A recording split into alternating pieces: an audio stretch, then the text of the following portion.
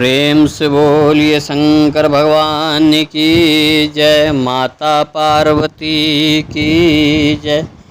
आइए हरितालिका तीज व्रत की कथा श्रवण करते हैं। एक बार भगवान शिव ने पार्वती जी को उनके पूर्व जन्म का स्मरण कराने के उद्देश्य से इस व्रत के महात्म की कथा कही थी। श्री भोले शंकर बोले, हे गौरी पर्वतराज, हिमालय पर स्थित गंगा के तट पर तुमने अपने बाल अवस्था में 12 वर्ष तक अधोमुखी होकर घोर तप किया था। इतनी अवधि तुमने अन्न न खाकर पेड़ों के सूखे पत्ते चबाकर व्यतीत किए।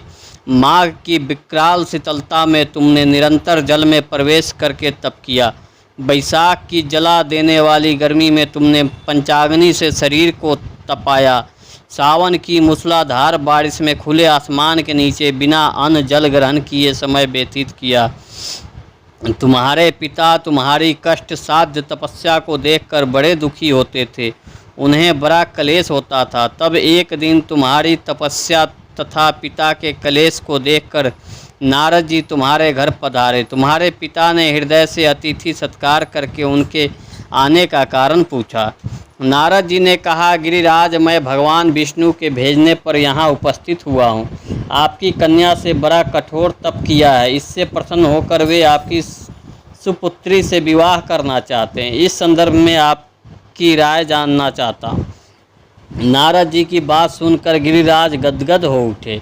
उनको तो जैसे सारे क्लेश ही दूर हो गए। प्रसन्नचित होकर बोले, श्रीमान, यदि स्वयं विष्णु मेरी कन्या का वरण करना चाहते हैं तो भला मुझे क्या आपत्ति हो सकती है।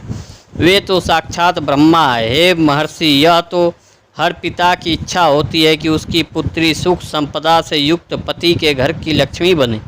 पिता की सार्थकता इसी में है कि पति के घर जाकर उसकी पुत्री पिता के घर से अधिक सुखी रहे। तुम्हारे पिता की स्वीकृति पाकर नारद जी विष्णु के पास गए और उनसे तुम्हारी ब्याह के निश्चित होने का समाचार सुनाया। मगर इस विवाह संबंध की बात जब तुम्हारे कान में पड़ी तो तुम्हारे दुख का ठिकाना न रहा। तुम्हारी एक सखी ने तुम्हारी इस मानसिक दशा को समझ लिया और उसने तुमसे उस विक्षिप्तता का कारण जानना चाहा। तब तुमने बताया, मैंने सच्चे हृदय से भगवान शिव शंकर का वरण किया है, किंतु मेरे पिता ने मेरा विवाह विष्णु जी से निश्चित कर दिया। मैं विचित्र धर्म संकट में हूँ, अब क्या करूँ। प्राण छोड़ देने के अतिरिक्त अब कोई भी उपाय शेष नहीं बचा। तुम्हारी सखी बड़ी ही समझदार और सूझबूझ वाली थी। उसने कहा, सखी, प्राण त्यागने का इसमें कारण ही क्या है। संकट के मौके पर धैर्य से काम लेना चाहिए। नारी के जीवन की सार्थकता इसी में है कि पति रूप में हृदय से जिसे एक बार स्वीकार कर लिया, जीवन प्रयत्न उसी से निर्वाह करे। सच्ची आस्था और एक निष्ठा के समक्ष तो ईश्वर को भी समर्पण करना पड़ता है। मैं तुम्हें घनघोर जंगल में ले चलती हूँ, जो साधना स्थली भी हो और जहाँ तुम्हारे पिता तुम्हें खोज भी ना पाएँ। वहाँ तुम साधना में लीन हो जाना। मुझे विश्वास है कि ईश्वर अवश्य ही तुम्हारी सहायता करेंगे। तुमने ऐसा ही किया। तुम्हारे पिता तुम्हें घर पर ना पाकर बड़े दुखी तथा चिंतित हुए। वे सोचने लगे कि तुम जाने कहाँ चली गई। मैं विष्णु जी से उसका विवाह करने का प्रण कर चुका। यदि भगवान विष्णु बारात लेकर आ गए और कन्या घर पर ना हुई तो बड़ा अपमान होगा, तो मैं कहीं मुख दिखाने के योग्य भी ना रहूँगा।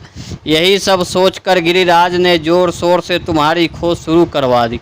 इधर तुम्हारी खोज होती रही और उधर तुम अपनी सखी के साथ नदी के तट पर एक गुफा में मेरी आराधना में लीन थी। भाद्रपद शुक्ल तृतीया को हस्त नक्षत्र था। उस दिन तुमने रेत के शिवलिंग का निर्माण करके व्रत किया। रात भर मेरी स्तुति की गीत गाकर जागी। तुम्हारी इस कष्ट साधना तपस्या के प्रभाव से मेरा आसन डोलने लगा। मेरी समाधि टूट गई। मैं तुरंत तुम्हारे समक्ष जा पहुंचा और तुम्हारी तपस्या से प्रसन्न होकर तुमसे वर मांगने के लिए कहा। तब अपनी तपस्या के फलस्वरूप मुझे अपने सक्षम पाकर तुमने कहा, मैं हृदय से आपको पति के रूप में वरण कर चुकी हूँ। यदि आप सचमुच मेरी तपस्या से प्रसन्न होकर आप यहाँ पधारे हैं तो मुझे अर्धांगिनी के रूप में स्वीकार कर लीजिए। तब मैं तथास्तु कहकर कैलाश पर्वत पर लौट आया। प्रातः होते ही तुमने मेरी पूजा की समस्त सामग्री को नदी में प्रवाहित करके अपनी सहेली सहित व्रत का पारण किया। उसी समय अपने मित्र बंधु और दरबारियों सहित गिरिराज तुम्हारे खोजते खोजते वहां आ पहुँचे और तुम्हारी इस कष्ट साध्य तपस्या का कारण तथा उद्देश्य पूछा। उस समय तुम्हारी दशा को देखकर गिरिराज अत्यधिक दुखी हुए और पीड़ा के कारण उनकी आंखों में आंसू उमड़ आई थी। तुमने उनके आंसू पोंछते हुए विर्ण स्वर में कहा, पिताजी, मैंने अपने जीवन का अधिकांश समय कठोर तपस्या में बिताया है। मेरी इस तपस्या का उद्देश्य केवल यही था कि मैं महादेव को पति के रूप में पाना चाहती थी। आज मैं अपनी तपस्या की कसौटी पर खड़ी उतर चुकी हूँ। आप क्योंकि विष्णु जी से मेरा विवाह करने का निर्णय ले चुके थे, इसलिए मैं अपने आराध्य की खोज में घर छोड़कर चली आई। अब मैं आपके साथ इसी शर्त पर घर जाऊंगी कि आप मेरा विवाह विष्णु से न करके महादेव जी से करेंगे। गिरिराज मान गए और तुम्हें घर ले गए। कुछ समय के पश्चात शास्त्रोक्त विधि विधान पूर्वक उन्होंने हम दोनों का विवाह सूत्र में बांध दिया। हे पार्वती, भाद्रपद की शुक्ल तृतीया को तुमने मेरी आराधना करके जो व्रत किया था, उसी के फलस्वरूप मेरा तुमसे विवाह हो सका। इस महत्व यह है कि मैं इस व्रत को करने वाली कुंवारियों को मनोवांछित फल देता हूँ, इसलिए सौभाग्य की इच्छा करने वाली प्रत्येक युक्ति को यह व्रत पूरी एक निष्ठा तथा आस्था से करनी चाहिए।